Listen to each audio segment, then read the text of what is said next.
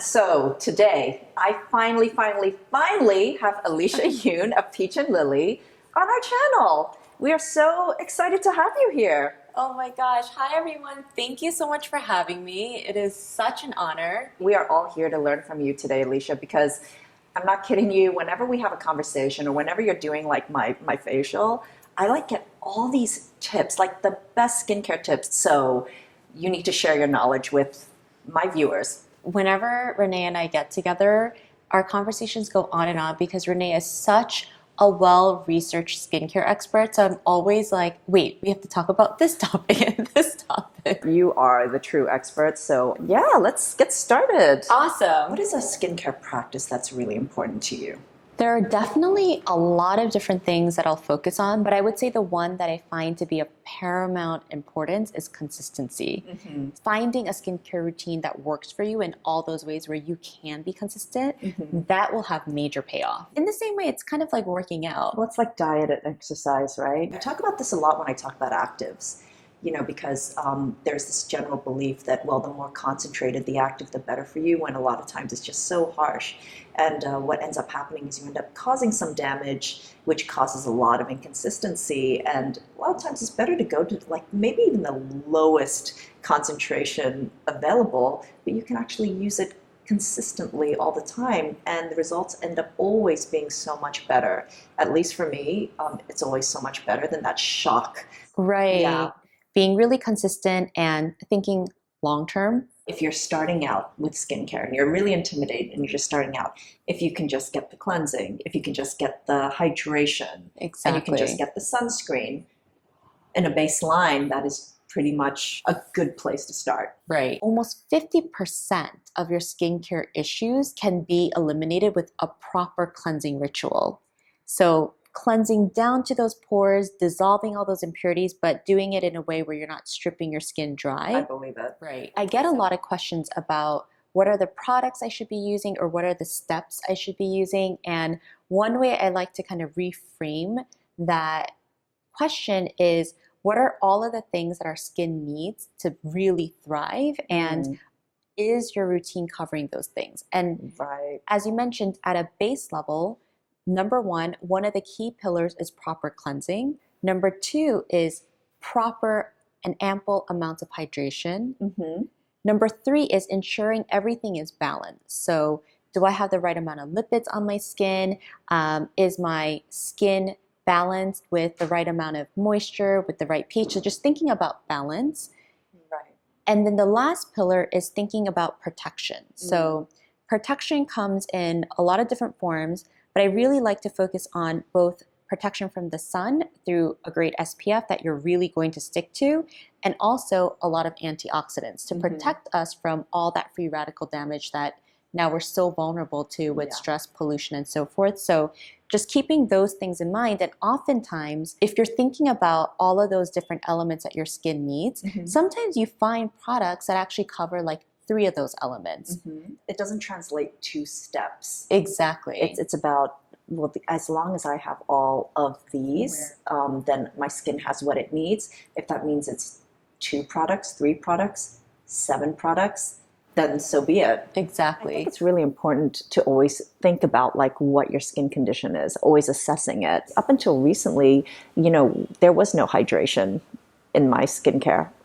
It was just basically cleansing, and it was moisturizer because I thought I had dry skin. I just didn't understand why I always had dry skin. It wasn't until I started hydrating it that I realized, well, I don't actually have dry skin. You know how people think, well, I'm trying this product, it does nothing for me, it's not working. A lot of times it could be because there's something else that's just missing. Right? Somebody with very stubborn hyperpigmentation, could be thinking, I have a great brightening product in my routine. Why isn't it working quickly, or why isn't it working at all? And it could be, if you're missing hydration, well, your skin is still feeling like it's in danger zone, and those melanocytes are going to be still in active mode. That's so interesting. What is one thing that you would recommend for treating acne that you feel there's not enough focus on? Hydration.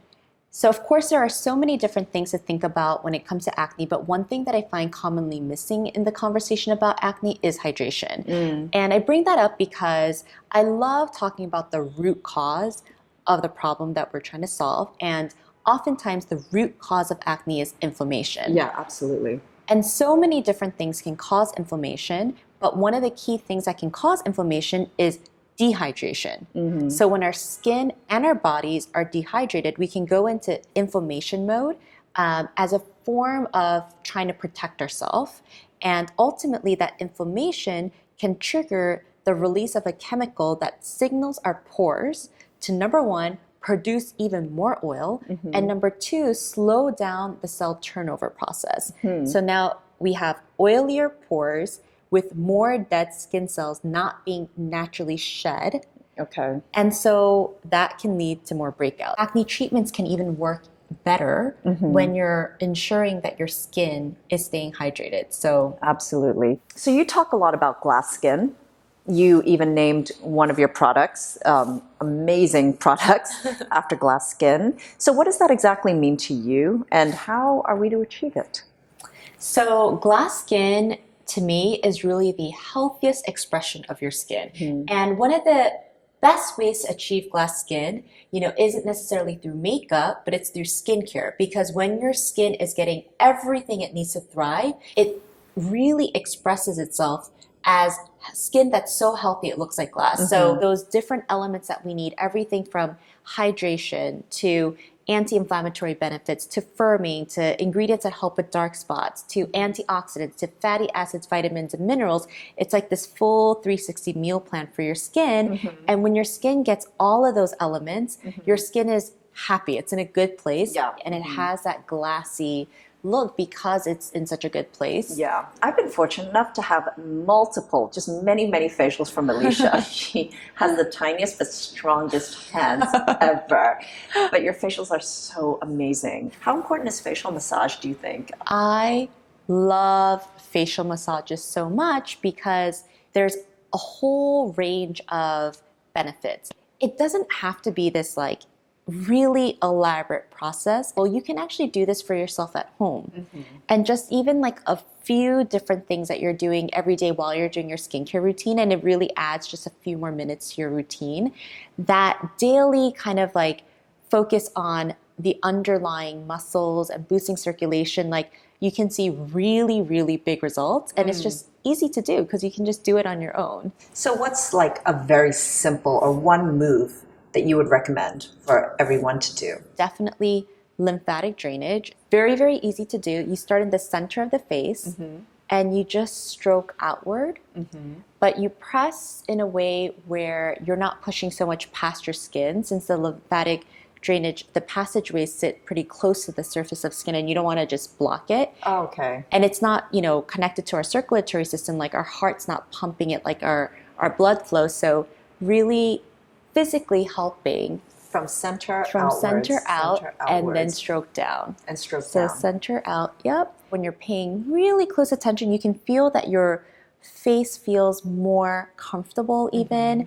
There's less puffiness. Also brings about a healthier glow. And what were you telling me about this The area? scalp. Yeah. It's easy for us to think of our face as just to here, our skin, but our muscles and everything connects back to our scalp as well. Let's think of our face as kind of the whole head. The skin extends beyond Exactly. here. Yes. Face. We have this muscle right here called the temporalis muscle, and it connects down like this to our jawlines, to our masseter muscle. And you Okay. can find it by biting down. Okay. And it's the part that sticks out right on the sides, kind of above your Oh. ears. Yeah, I found mine. That muscle, it can carry a lot of tension, but it can also get a little bit weak, just like all the muscles in our body. And you don't want any tension in here, but you also want to keep it firmed up. So a great idea is to massage it, but the way that you do is kind of digging in and almost kind of pulling it out. So Oh, you're trying to pull it out. yeah, that's a good way of thinking about it. Wow, it's actually lifting my entire face.